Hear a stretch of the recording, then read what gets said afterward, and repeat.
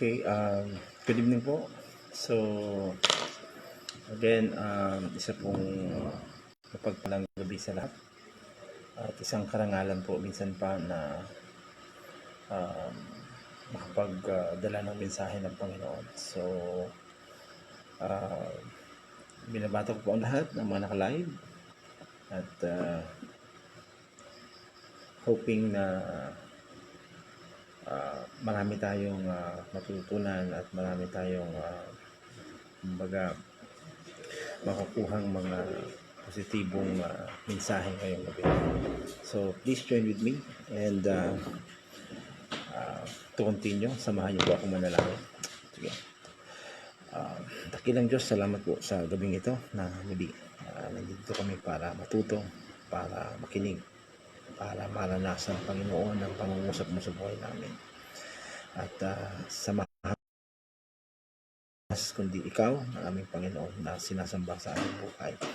At Lord, dalangin ko po, Panginoon, na sa lahat ng mga kapakinig ng mensaheng ito, Lord God, at paranas mo, Panginoon, ng iyong presensya sa bawat isa. Kaya, Lord, be the center of everything na aming gagawin sa gabing ito. So, we love you and we honor you and thank you for this privilege, O God, to hear from you, O God, through your servant. So, Lord, cover me and let your name be glorified. And ikaw lang, Panginoon, maging bida sa aming usapan. Salamat po. And we thank you, we bless you, and we honor you. In Jesus' name we pray. Amen.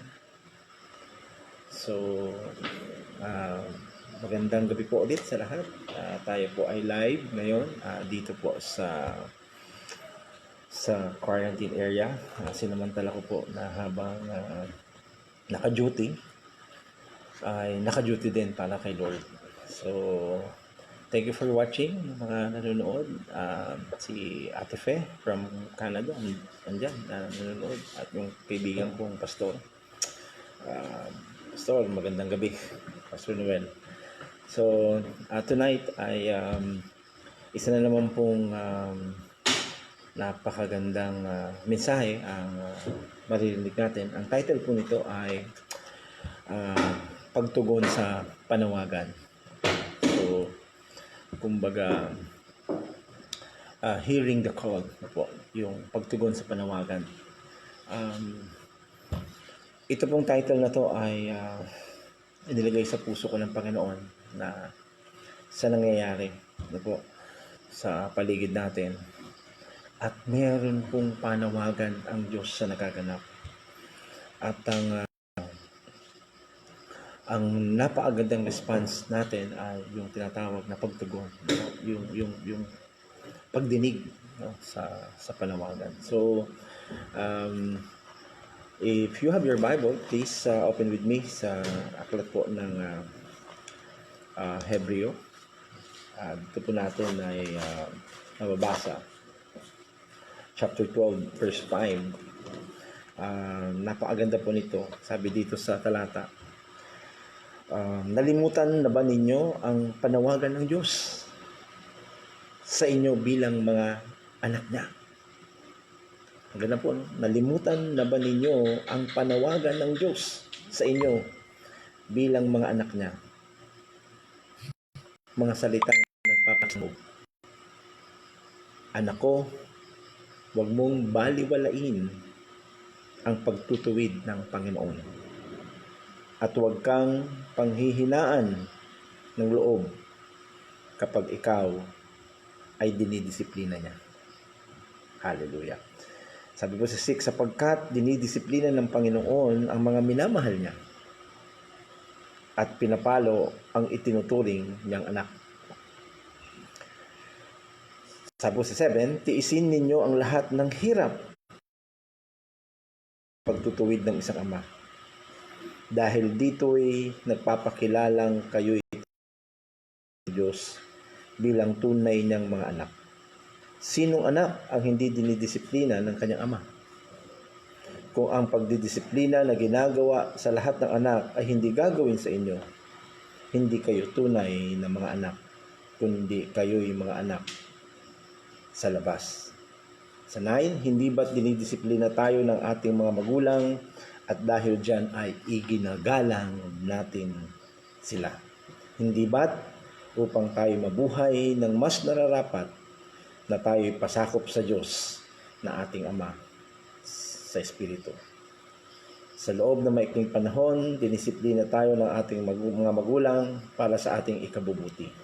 Gayon din naman, itinutuwid tayo ng Diyos sa ikabubuti natin. Huwag tayong upang tayo'y maging banal tulad niya.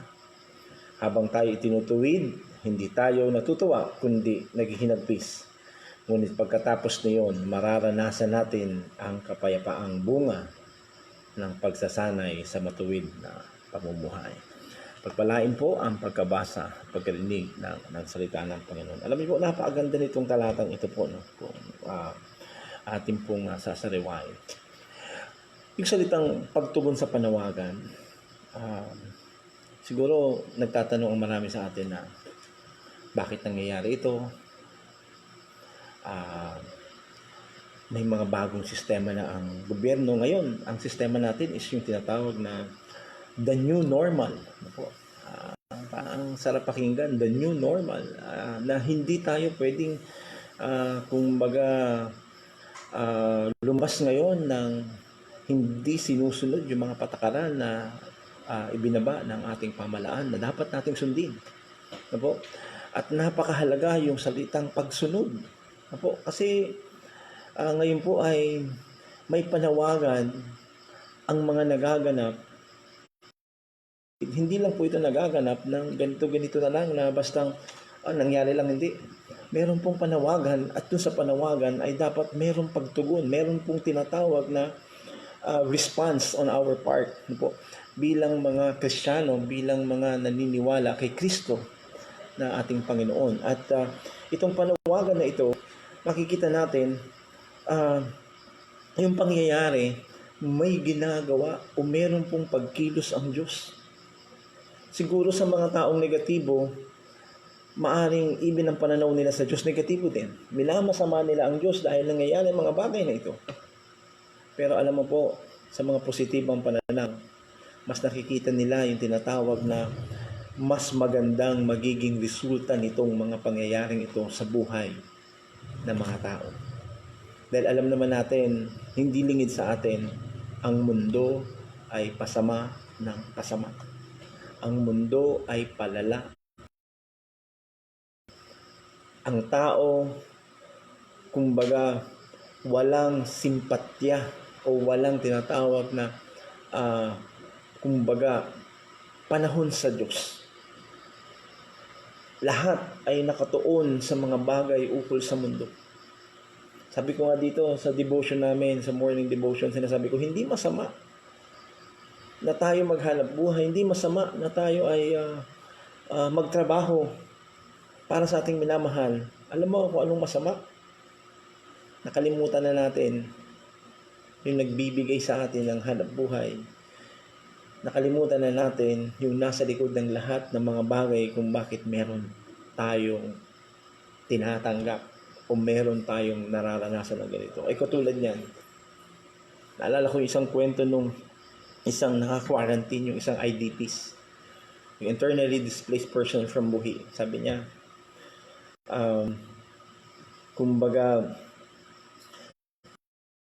nakasamahan nila. Ang sabi nila, Sir, paano po ba kami makakapabili po ako ng shampoo? Ayun po yung sabi niya.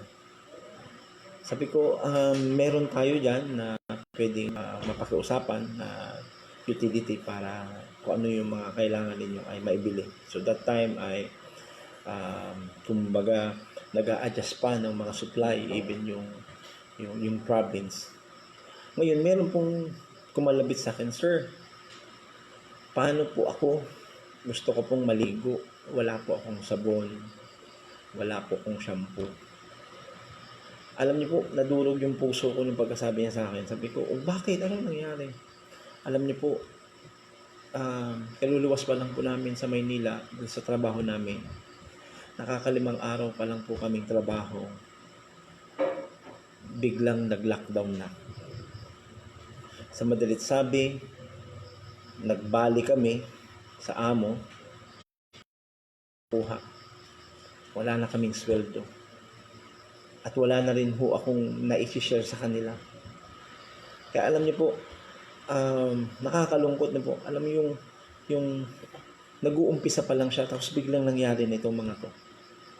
And then, nakakapanlumo na po, nakakalungkot na. Sabi ko, sige lang po, gagawa natin ng paraan na ikay matulungan. At alam niyo po, nakakatuwa, answered prayer din. That day, dumating yung supply from the province, may sabon, may hygiene kit. Alam niyo po, yung saya sa kanyang mga mata na kumbaga yung mga pangangailangan niya, sabong panlaba na i-provide. At naging ano po yun, parang nagpaantig sa puso ko na alam niyo po, may mga bagay na hindi natin gusto na nagaganap, pero may dahilan ng Diyos. May dahilan ng Diyos na kung saan turuan tayo na tumawag sa Diyos. Kasi, kumbaga, everything that happened has a reason. Ako po naniniwala. Malinaw po dun sa Ecclesiastes. May panahon ng lahat ng bagay. May rason ng lahat ng bagay. May purpose ng lahat ng bagay. At itong lahat ng ito, itong nangyayaring ito ay bahagi ito ng proseso. Pag sinabi mong proseso, kumbaga, we are on the making. We are on the process. Kumbaga sa clay, hinuhubog tayo. Hinuhubog tayo. Kaya nga, itong panawagan na ito na nangyayari, kung hindi tayo magre-response, kung hindi natin makikita yung halaga ng panawagan ng Diyos o yung tinig ng Diyos sa mga nangyayaring ito, nakakalungkot po, masasayang, matatapos na wala tayong natutunan, matatapos na wala tayong hindi natin narinig, parang walang nangyari. Alam niyo po, isa sa mga ginagawa ng kaaway ngayon, ng Diablo, isa sa estratehiya niya, yung tayo maging manhid, yung wala tayong gawin. Yung tayo po ay walang paki. Yan po ang isa sa kalunos-lunos na pwedeng mangyari sa iyo bilang Kristiyano, na hindi mo naririnig ang tinig ng Diyos, ang panawagan ng Diyos na ikaw ay may dapat gawin. At dun sa binasa natin, napakalinaw na po na kung iisipin po natin, nalimutan na ba ninyo ang panawagan ng Diyos bilang mga anak? Ano yung panawagan ng Diyos?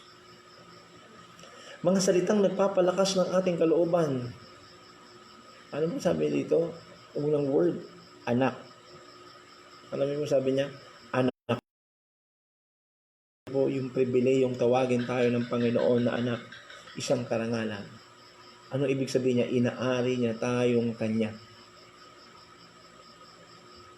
Isang pribileyo na kung saan tayo'y tinatawag ng Ama bilang Kanyang anak. Na tayo po'y may Ama na ang hangad ay kabutihan para sa atin.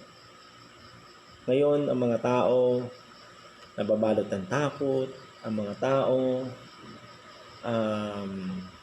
kumbaga windang, hindi alam ang gagawin. Naalala ko, meron akong nakausap, paano na kaya kami pag-uwi? Baka magalit lang yung asawa ko sa akin dahil uuwi akong walang dala-dala. Dahil alam ng asawa ko, magtatrabaho ako, tapos nangyari pa ito. Alam niyo po, ito po yung pangyayari na may malinaw na may gagawin ng Diyos. Kaya nga, tandaan po natin, may tatlong P na dapat natin maintindihan, yung purpose. May purpose ng Diyos. At number one, na purpose ng Diyos, alam naman natin lahat. Yung ma-recognize natin, yung ma-acknowledge natin kung sino siya at kung ano yung magagawa niya sa buhay natin. Dito lang kaninang umaga, sabi ko, alam niyo po, masayang-masaya ako, sabi ko sa kanila kaninang umaga sa devotion namin o sa service namin this morning. Kung hindi pa nangyari itong COVID, kung hindi pa nangyari na naka-quarantine kayo, maniwala ako sa inyo, wala kayong panahon sa Diyos. At hindi nyo rin maririnig ang salita ng Diyos dahil ayaw ninyong pakinggan ang salita ng Diyos. Alam mo, yumuko na lang sila na naroon ng pag-amin. Sabi ko, tingnan niyo po ang kabutihan ng Diyos. Hindi aksidente ang lahat kung bakit nandito kayo sa quarantine. Hindi aksidente ang lahat na merong gustong baguhin, may gustong ayusin ng Diyos. Ayun po yung sinasabi kong purpose. Na magkaroon tayo ng tinatawag na maibalik natin yung relasyon na nawala. Yung pagpapahalaga na matagal nating binaliwala.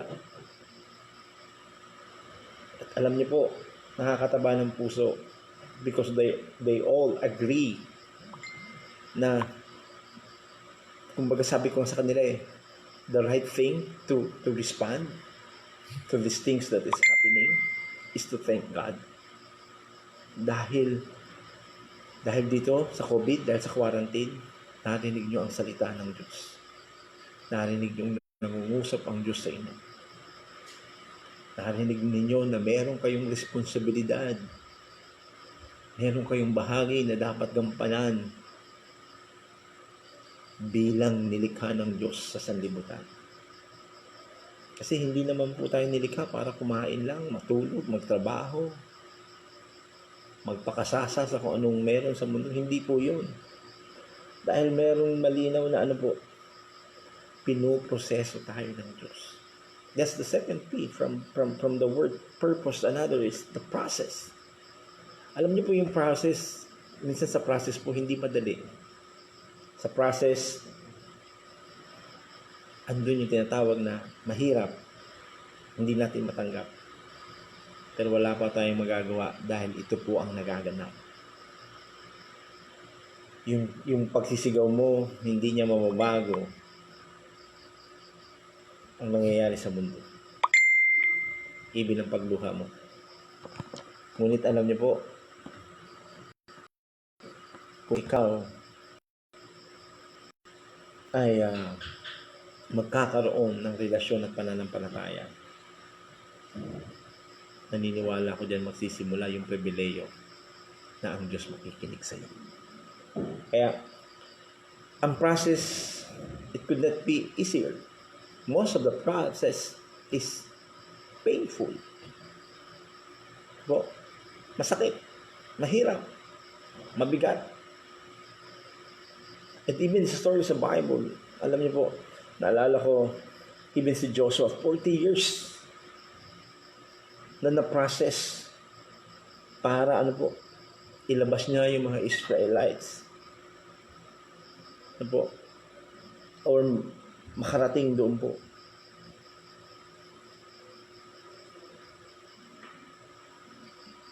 Sa kung saan inihanda ng Diyos ang mga bagay. Ang mga disipulo, 3 taon na naproseso, nakasama nila ang Panginoong Yesus. Kung saan sila po ay dinisciple. Alam niyo po, isang napakahalaga na ginagawa ng Diyos sa mga nangyayari ito. Alam mo po, dinidisiplina niya tayo. Inaayos niya tayo. Hinuhubog niya tayo sa kung ano yung tinatawag na plano niya sa buhay natin. At yun po ang napakasarap na hubugin tayo ng Panginoon. Kumbaga sabi nga doon sa halaman pinoprone tayo, tinitriman tayo, tinatanggal yung mga sanga na hindi rin naman magiging mabunga o magpuproduce ng bunga. Alam niyo po talaga, pag tinutuwid tayo, walang may gusto. Walang taong may gusto na pinagsasabihan siya. Pero alam niyo po yung mga tao na bukas sa pagtutuwid, bukas sa panawagan ng Diyos para ayusin ang buhay niya. Ito yung mga tao na nakakaranas ng presensya at kapangyarihan niya. Kaya mga kapatid, alam niyo po, isa sa bukod sa pain, yan yung tinatawag na pressure. purpose, ulitin ko po, no? Yung purpose, yung process, yung pain, and yung pressure. Alam nyo, ito daw po yung pinakamaganda eh. Kung anong tigas daw po natin, nilelebelan din tayo ng gagamitin ng Diyos para durugin tayo. Panawagan para basagin tayo. Kasi pinatigas na ng mundo yung puso't isip natin. Kaya nga, limot na tayo eh. Hindi na natin talaga mapahalaga ng Diyos. Sabi ko nga, pakitang tao na lang yung makita tayo sa simbahan. Hindi nga tayo makatingin ng diretso sa simbahan. Dahil mas nakikita natin yung lala ng ating kasalanan. Kaya tuluyan na natin tinalikuran ng may kapal. Yun po nakakalungkot. Mga kapatid na po, I just want to share na ano ba yung panawagan ng Diyos? Panawagan for you to respond, for you to trust God. Po. Naalala ko po, dapat ito po yung tatlong bagay. Ito po yung hindi ko makakalimutan. No? When I was in the Philippine Red Cross, meron pong kumbaga parang motto ang Red Cross na nakalagay doon, always first. Dapat pag may panawagan ng Diyos, ang respond mo, you always first ka to answer. May panawagan, nandiyan ka agad na sasabihin mo, Panginoon, narito ako. Salamat, Panginoon. Diba? Dapat always first tayo to answer kapag may panawagan ng Diyos. Kapo. Kasi kung may panawagan at hindi tayo magre-respond, alam niyo po, nakakalungkot. Masasayang ang panahon. Masasayang ang pagkakataon. Ano sumunod? Bukod doon sa always first, sabi dito, always ready. Ano po? Always ready to go. Yung bang lagi kang handa na kumbaga takbuhin yung nais na Diyos na takbuhin mo. Gawin yung nais ng Diyos na ipagawa sa'yo. Kasi ngayon, may panawagan ng Diyos. Instead na sumagot tayo nagbibingi-bingihan tayo. Hindi natin nakikita. Itong mangyayaring ito, malinaw yung panawagan ng Diyos. Ang tanong, nasaan ka, kapatid? Nakikinig ka ba? Naririnig mo ba ang tinig niya? O mas pinakikinggan mo ang tinig ng iba? Yung agrangay kang iba kaysa itong inaapod na pangungusap ng Diyos sa'yo. Sana hindi ganun, kapatid. Mas pakinggan natin ang tinig ng Panginoon, yung panawagan niya. Para una tayo na magsasabi, Panginoon, narito po ako. Ito po ako. Diba? Andiyan ka na, ready. Dahil naniniwala ako, yung time mula sa panahon na tinawag ka ng Panginoon, bahagi na yon sa kinahinatnan mo ngayon, yung pagproseso niya sa iyo. Kaya naniniwala ko, ikaw ay tamang tao na tinawag ng Diyos para merong gawin. Para nandoon handang umaksyon sa panawagan ng pagkakataon. Kaya nagpapasalamat po ako sa mga kapwa ko pastor na nag-respond sa panawagan. Wow, sa mga volunteers na talagang they are doing these things for God's glory, not for the money. Kaya kumbaga, yun nakakatawa, nakakataba ng puso. And another, sabi niya dun always first, always ready, always there. Ano po yung word na always there? Kung saan kailangan ka, alam mong nandun ka. Hindi yung nagtatago ka. Alam niyo po, marami nang tumalikod sa Diyos. Marami nagsabi sa Diyos na, Panginoon, maglilingkod na ako sa iyo. Panginoon, susunod na ako sa iyo. Pero nasan sila? Kapatid, sana hindi na tayo dumagdag at malikot. Sana isa tayo sa mag-respond. Sasabihin natin na Panginoon, nandito ako. Ano ang dahilan kaya ang tao ay hindi niya marinig ang panawagan ng Diyos? Unang-una, ito po, sarado yung kanyang pandinig. Hindi niya marinig ang tinig ng Panginoon. Alam niyo po, pag sarado ang tinig natin sa Panginoon, ang naririnig natin, mga problema, hinaing, kabigatan, ang mga naririnig natin, puro mga bagay na mabigat sa mundo. At another na dahilan kung bakit hindi natin marinig, hindi po nakatuon yung puso natin sa Kanya. May problema sa puso natin. Hindi siya yung tinatawag na priority natin. Wow, nakakalungkot naman, Pastor. Totoo. Kasi totoo lang, ang tanong, sino bang priority mo? Pamilya mo? Sino bang priority mo? Trabaho mo? Sino bang priority mo? Ari-arian mo? Kapatid, all those things, natin yung mawawala.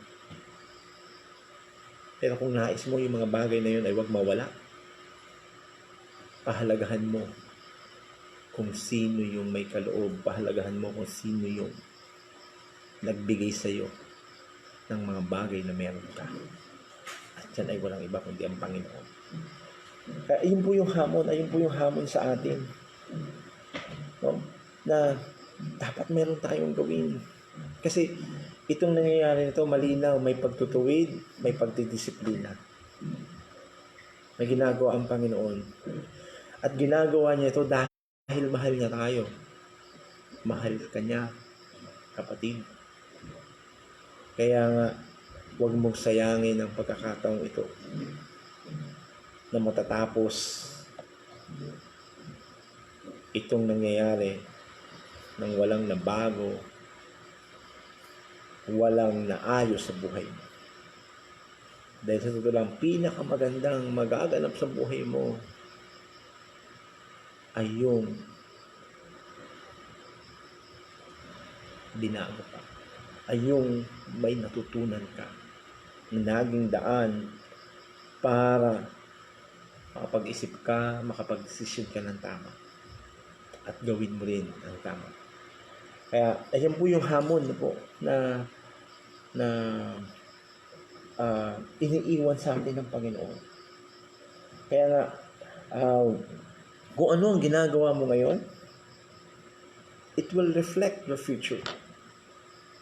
Kung wala kang ginagawa ngayon, ano nga asahan mo bukas? Kaya kung ano yung kaganapan mo ngayon ay bunga lang din ng nakaraan. Kung ano ka ngayon ay bunga ng proseso ng nakaraan.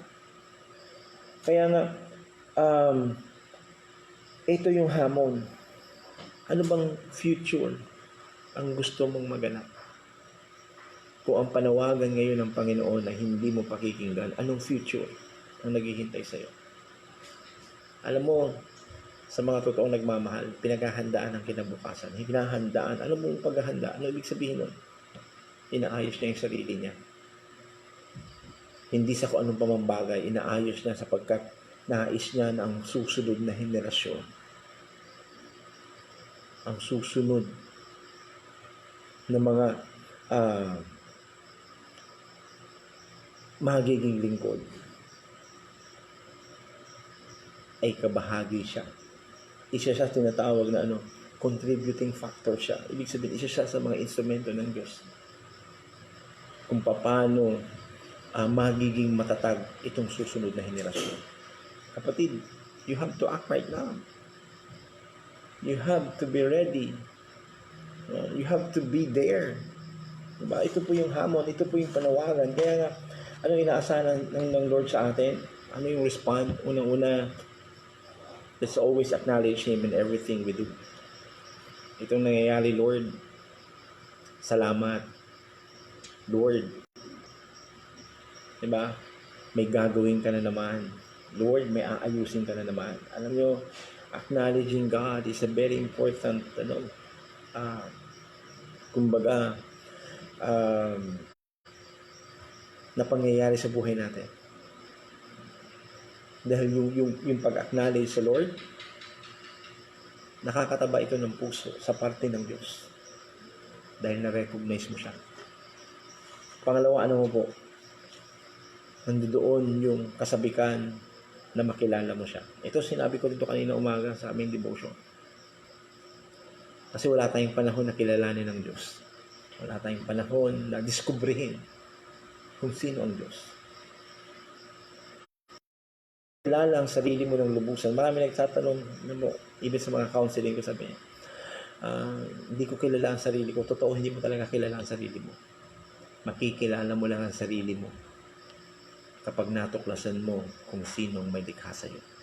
Dahil yung may likha sa'yo, yun ang nakakaalam ng bawat bahagi ng buhay mo at kung anong mangyayari sa buhay mo, siya nakakaalam. Diba?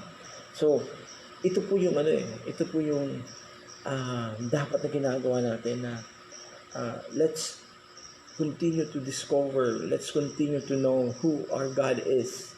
Ito po maganda, pag nakilala mo siya, mauunawaan mo siya. Lahat ng bagay na nangyayari, hindi mo makikita ang negatibo. Even po si Joseph, po. Alala ko si Joseph. Lahat na nangyayari sa kanya. Hindi niya nauunawaan that time. Magulo. Diba? Even yung pangitain na binaba ng Diyos sa kanya, hindi pa ganun kalinaw. But it's all in the process. Because God has a purpose sa buhay niya. And naging painful yung mga pinagdaanan niya. Matindi rin yung pressure. But remember, there is an end of everything. Alam niyo po, kapag ang Diyos nagplano, sigurado ang dulo nito. Tagumpay mo. Kaya nga, malinaw din even sa Proverbs, ang tao nagpaplano, ngunit ang Diyos ang nagpapatupad nito. Kaya nga, kung hindi tayo connected sa Kanya, kung hindi natin siya kilala, hindi rin natin siya maunawaan. Itong nangyayaring ito, sa may malalim na pagkilala sa Panginoon, sila po yung mga kumbaga sila po yung may kagalakan at may kapayapaan sa puso. Na hindi nagahari ang takot o pag-aalala, kundi ang nakikita nila ay oportunidad para paglingkuran siya. Oportunidad para paglingkuran ang bayan, paglingkuran ng mga taong ito na alam naman natin kung ano ang tunay nilang kailangan.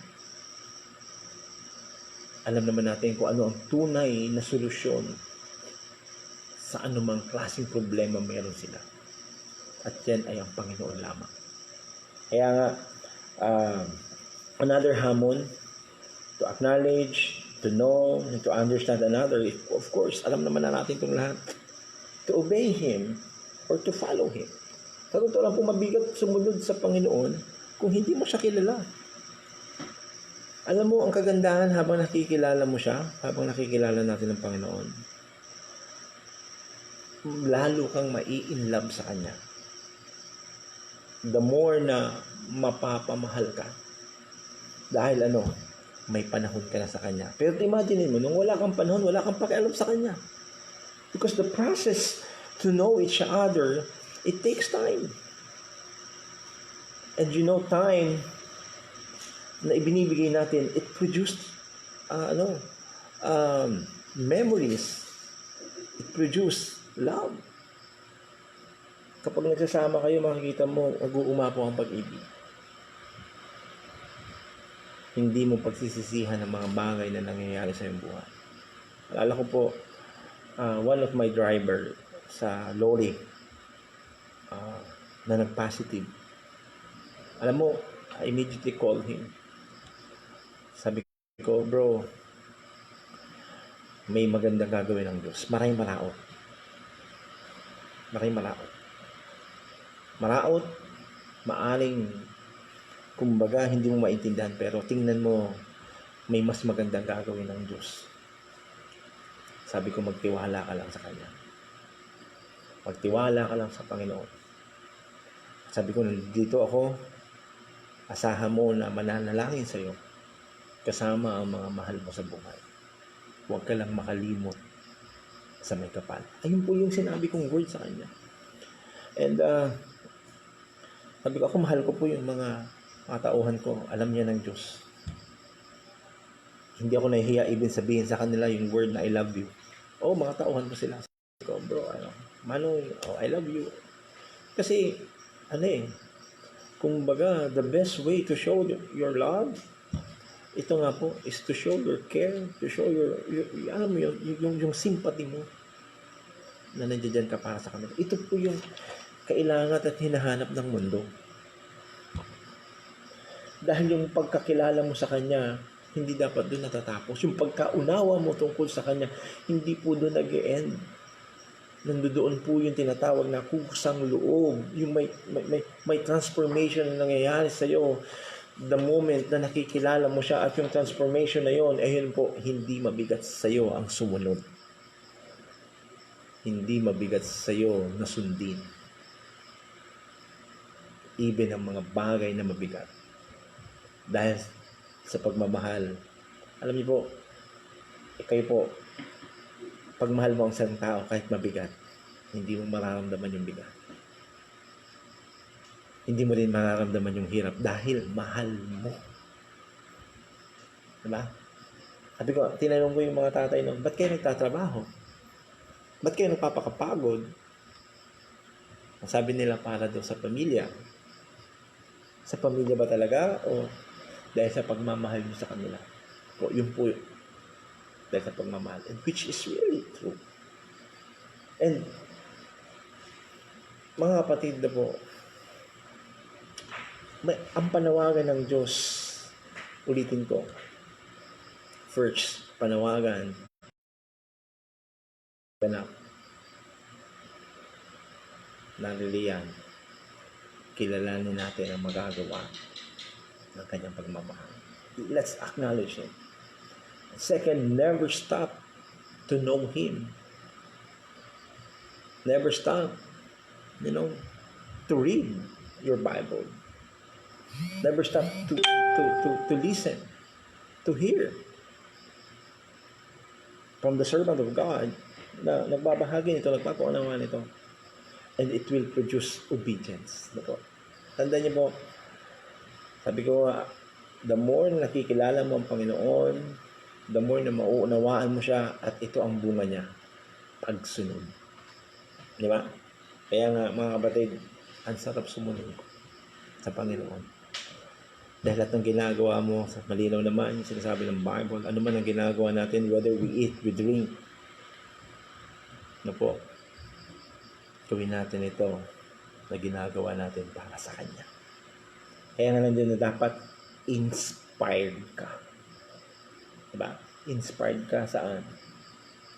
Sa mga nararanasan mo sa Kanya. Kaya ang panghuli, it will end up like this na po. Alam mo yung inspiration, it will lead you to real worship. Alam mo po, hindi mahirap tumaas ang kamay.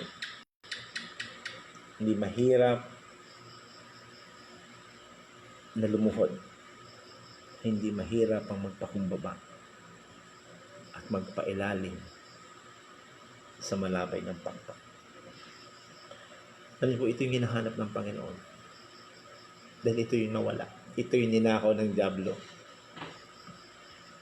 Ninakaw niya yung oras natin para sa Panginoon.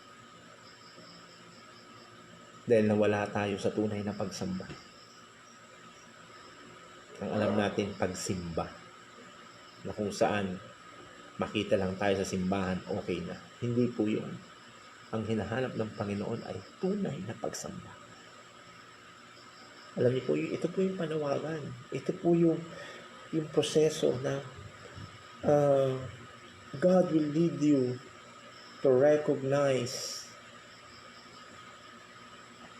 who He is sa buhay natin.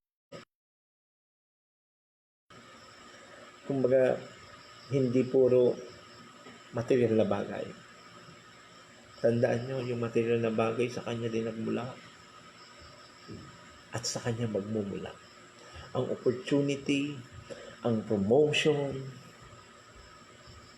sa Kanya rin. Kung hindi mararamdaman ng Diyos ang tunay mong pagsamba, para ano yung ginagawa mo? Hindi ba pakitang tao lang din? Para rin din tayo mga, ano po, sabi sa Bible, mga escriba at pariseyo. Kapatid, we are on this generation ang nais ng Lord. Huwag natin ma-miss yung napaka-importanting bagay sa buhay natin. At yun yung pinaghaharian ng Diyos. Kaya, never stop na magtiwala at maniwala. Huwag tayo mapagod na magtiwala, maniwala at gumawa na kasama ang Panginoon sa lahat ng pagkakataon. Alam niyo po, in a real, real life, real talk,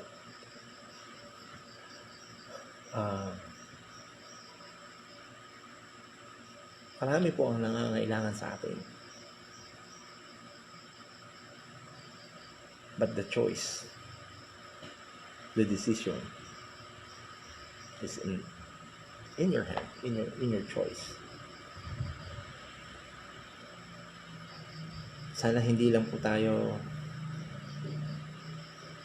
puro salita. Samahan natin ang gawa para mapatunayan na ang Diyos natin totoo na gumagawa. Kaya sa lahat na nakikinig, kapatid, bawat araw ay isang pribileyo, isang oportunidad para tayo po ay mag-respond sa panawagan ng Panginoon. Maunawaan ang mga bagay na nagaganap. Hindi mo kailangan magturo, hindi mo kailangan manisi, hindi mo kailangan mag-down. All you have to do is to trust God over everything that is happening. Kaya sana wag puro saya.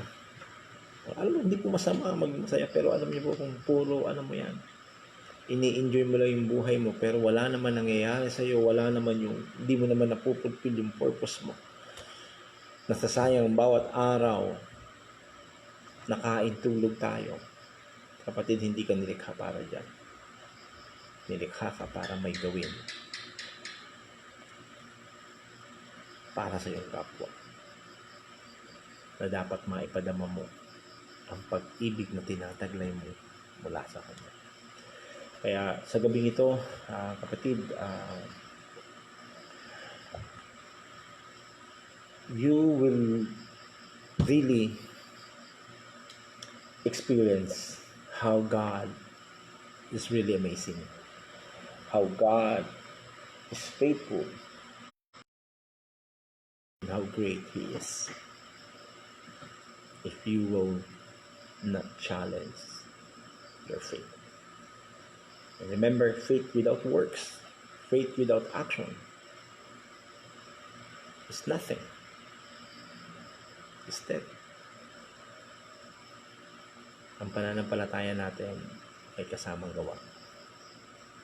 Gumawa tayo, kapatid.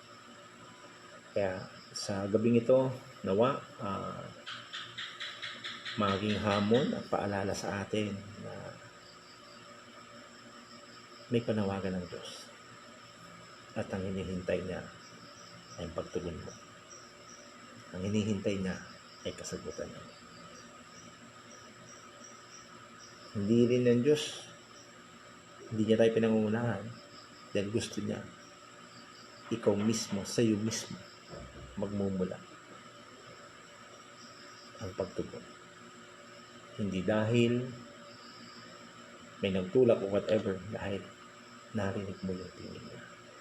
Napakasarap po, Diyos kapatid. Dahil ramdam mo, nandiyan siya.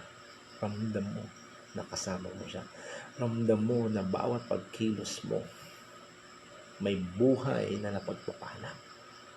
Alam mo, na bawat gagawin mo, may taong gumiginhawa at gumagaan ang kalooban dahil ramdam nila ang pagmamahal ng Diyos mula sa iyo. Kaya, again, maging pagpapala po ang gabing ito sa bawat isa kinig. May panawagan ng Diyos. At ang panawagan na yan, malinaw na para sa iyo. Para ikaw ay tumugon. Again, maraming salamat po sa gabi na ako'y sinamahan ninyo. Salamat sa mga nakinig. Salamat sa mga pastor. Salamat. Let's continue to encourage one another. At malinaw naman po na ang Biblia ay binigay sa atin ng Panginoon para ay maging daan ng ating paglalim sa ating relasyon sa Panginoon. Kaya paalala lang kapatid, walang saysay ang buhay. Walang kwenta ang buhay kung siya ay hindi mo kapili. Aanhin mo ang buhay o ang kasaganaan kung ang dulo naman ito ay kapahamakan dahil sa kawalan ng iyong pagpapahalaga sa may kapal. Kaya kapatid, ang Diyos ay naririyan lang, naghihintay ng iyong katugunan. Kaya magandang gabi po sa lahat, mga nanonood, sa lahat po, yung mga kapatid natin sa bulan. Actually, gusto kong batiin ang church namin, ang Life Giver Church. Actually, we are celebrating our foundation anniversary today. And may kalungkutan sa puso ko na hindi kami nakapag-celebrate, pero alam ng Diyos kung gaano kami nagtitiwala na ang lahat ng bagay ng ito ay may hangganan at muli magkakasama-sama pa rin kami ng mga tupa ng mga kapatiran na pinagkatiwala sa amin. Kaya sama niyo po kami sa panalangin, yung mga frontliner natin, na kumbaga hindi napapagod, hindi nagsasawa, na naglilingkod, yung mga volunteers.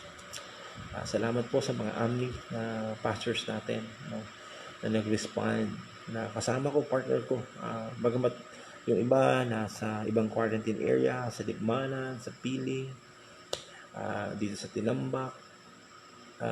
Thank you so much. Alam ng Diyos kung gaano ako nagpapasalamat dahil sa inyo. So, no need to mention their name. I know na God knows. At sa mga nais tumulong, alam niyo po, ang pagtulong ay hindi mo kailangan kumbaga, alam mo yun, mas masarap yung pagtulong kusa na pwede mong gawin. Ito po yung opportunity. Let's serve them. Let's show our love to them. Kaya, kumbaga, huwag natin limitahan. Kapag hindi po kayo ng Panginoon, God touch your heart to do something, to be part of this, kumbaga, mga frontliner, feel free to bless them. Kumbaga, ano yung conviction ng Lord, do it.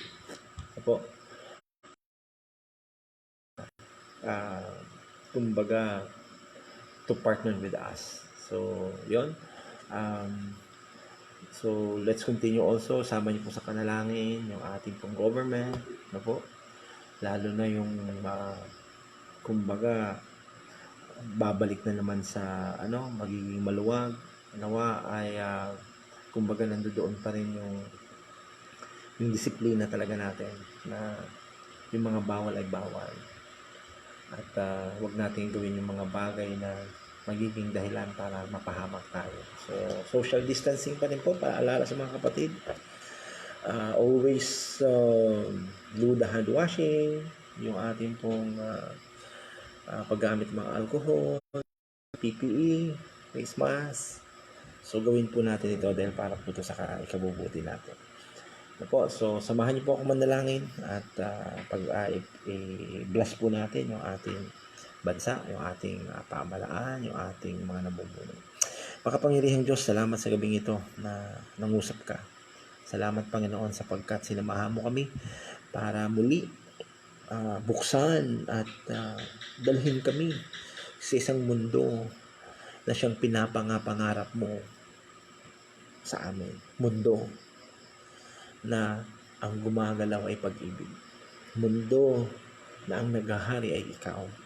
Panginoon, na pawiin mo, Panginoon, ang anumang takot o alalahanin ng aming mga kapatiran o ng lahat ng iyong nilalang sa kaganapan na nangyayari sa aming kapaligiran. Lord, dalangin po namin. Samahan mo po ang aming pamalaan, ang lahat ng mga namumula sa aming presidente, Lord, si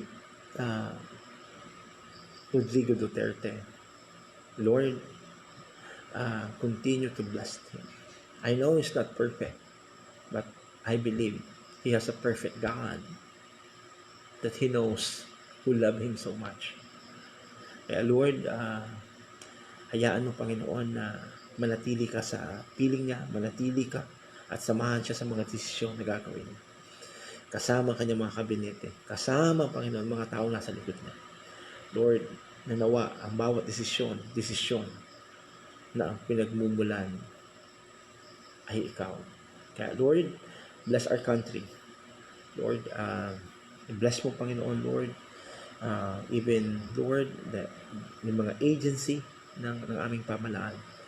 Lord, yung DOH, Lord, who handle this mga COVID patients, Lord, yung mga support group, ang DepEd, DPWH, lahat ng member ng nasa PDRMC Council or of Disaster Coordinating Council, Lord, all of them mag-function according to their purpose. According, Lord God, sa kung saan doon sila magiging pagpapala sa isa't isa. Kaya, Lord, bless mo, Panginoon, mga tao nasa likod nito.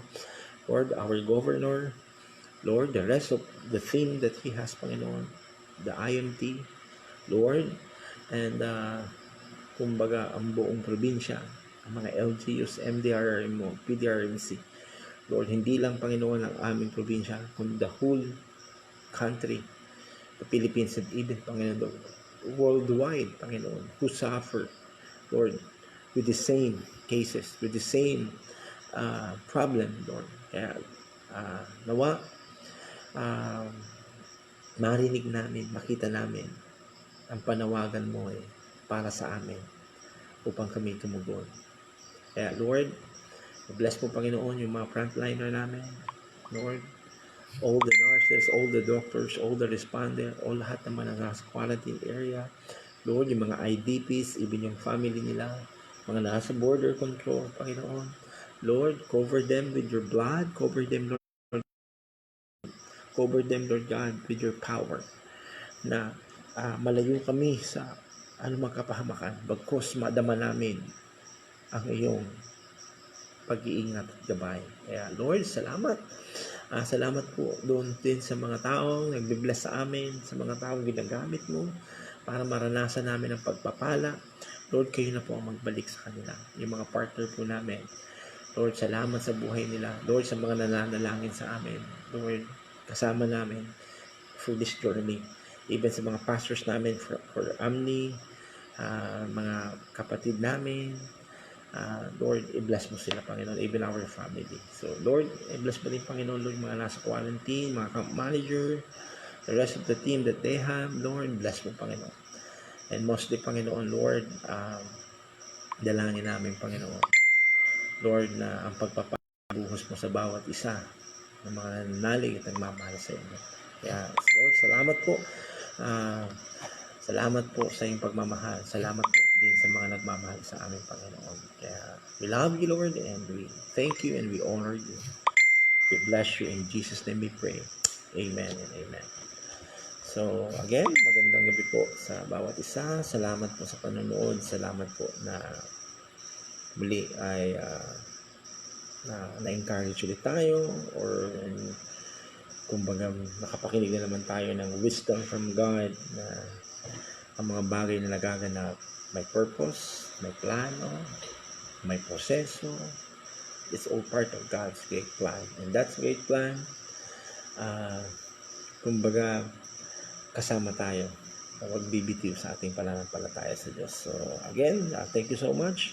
Andyan yung aking mga boss na nanonood. So salamat po. Live po dito from Tinambak, sa quarantine area po namin. Tapos na po kami magbikon, mag-check ng body temperature. So kaya ginab ko naman na po mag-live para mag-share sa mga natin na naghihintay na makapakinig ng mensahe ng Panginoon. So ulitin po, samahan niyo po kami lagi sa panalangin. So pagpalain ka ng Panginoon, pagpalain tayo ng Panginoon. Sama-sama tayo, magtulungan tayo, magdamayan tayo, magpanalangin tayo. Unahin natin ang Diyos at hindi niya tayo huli. Mahal ka ng Panginoon. So God bless, and we love you po. Sa aking kabiyak, aking asawa na nanonood, sa aking mga anak. So uwi din si Daddy. So miss ko na kayo. I love you. God bless, and more blessing. Thank you. Salamat po.